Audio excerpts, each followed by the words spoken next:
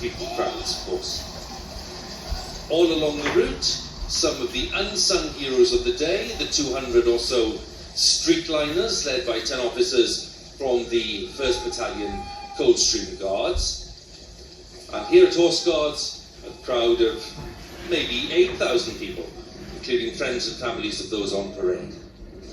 Everyone delighted to be back here after 2 years at Windsor because of the COVID restrictions. We're live on BBC One with expert guests. If you want the basic coverage, use the red button. And after the parade, don't forget a huge flight past, a tri-service flight past, 70 aircraft for that birthday tribute. We've seen the star participant for many people. There he is, spotlight assured, the mascot, Turlo Moore, to give him his formal name, the Irish Wolfhound, known as Seamus from day to day. His handler's drummer, Adam Walsh. He's been speaking to my colleague JJ Jones.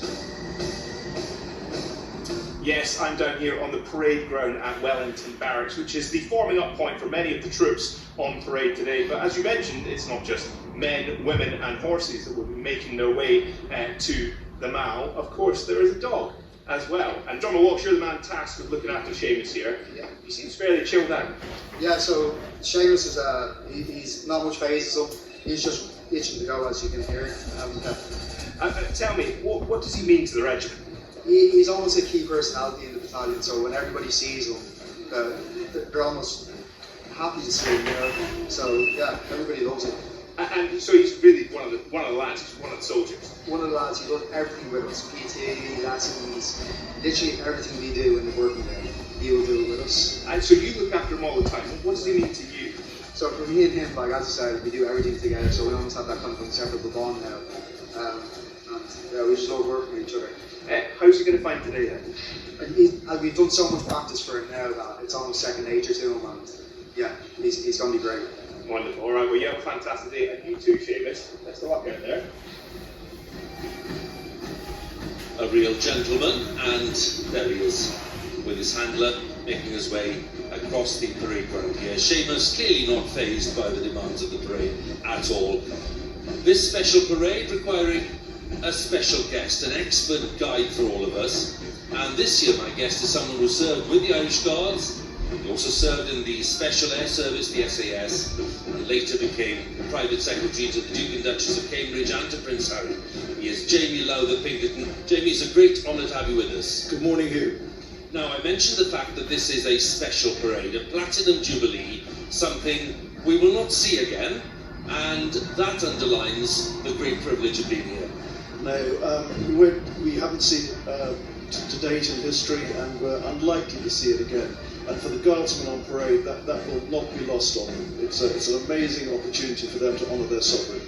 We're soaking up the atmosphere here, and a few clouds in the sky, but it's mostly fine. And I'm wondering if you could cast your mind back to 1980, which is quite a long time ago. You have some memories of that day. Long time ago. I suppose nerves. I didn't sleep a whole lot the night before, dusting of terror, if I'm honest with you. But now, at this stage, you have to banish that, and you're concentrating on the job at hand. There you are, the ensign, looking very smart, I must say. So all the rehearsing that we've seen for this parade in recent weeks was clearly up to scratch as well back in 1980. I think so. I hope so, Hugh. We're looking forward to it, Jamie. Thank you. Troops on parade have had just a few months to prepare for today, because away from the ceremonial duties, as we underline, these troops on parade are very much frontline soldiers, representing regiments with centuries of tradition in battle. So what does it take to get chosen for the elite role in the escort? We followed 3 members on their journeys to today's parade. We're down in Carwent training area, which is good for rural to urban operations. It's just important that we maintain this role as our infantry soldiers being our number 1 role before we then dive into our ceremonial role. Communication is the vital piece for it all. If they can't communicate, it falls apart. So we'll start off loud, and then we'll bring it down to silent hand signals.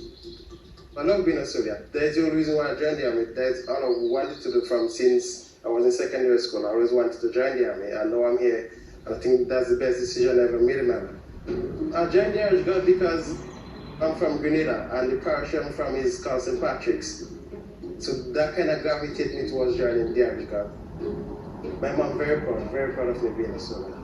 She loved watching the troop. We literally sit and watch it every year. It used to happen on television. The whole build up to it, the event of the day, and it was really good. So I've deployed in Iraq and Afghanistan and South Sudan. Yeah, let's go. This is what we do for real. It's training to do this somewhere around the world.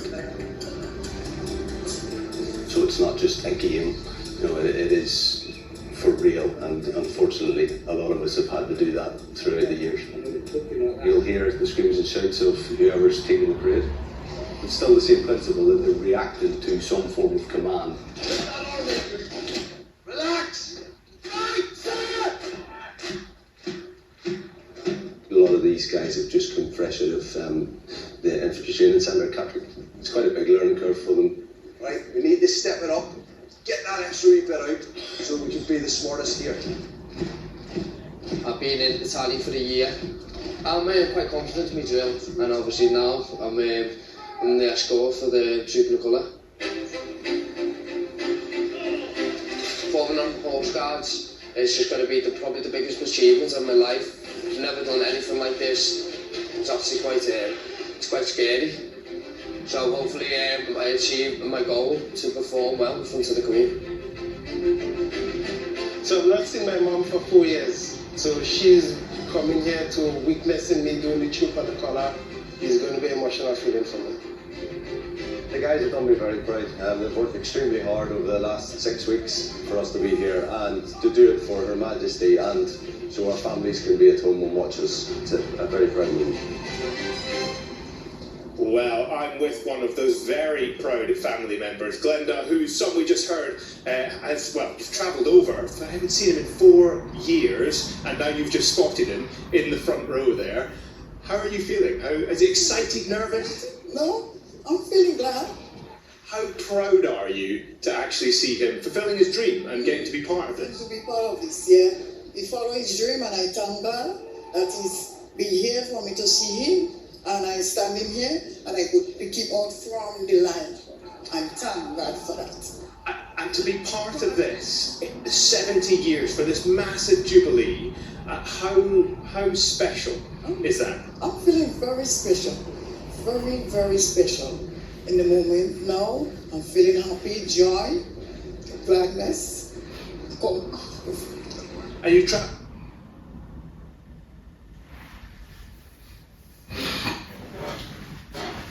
Today's parade, of course. Let's take a look then at the 6 companies.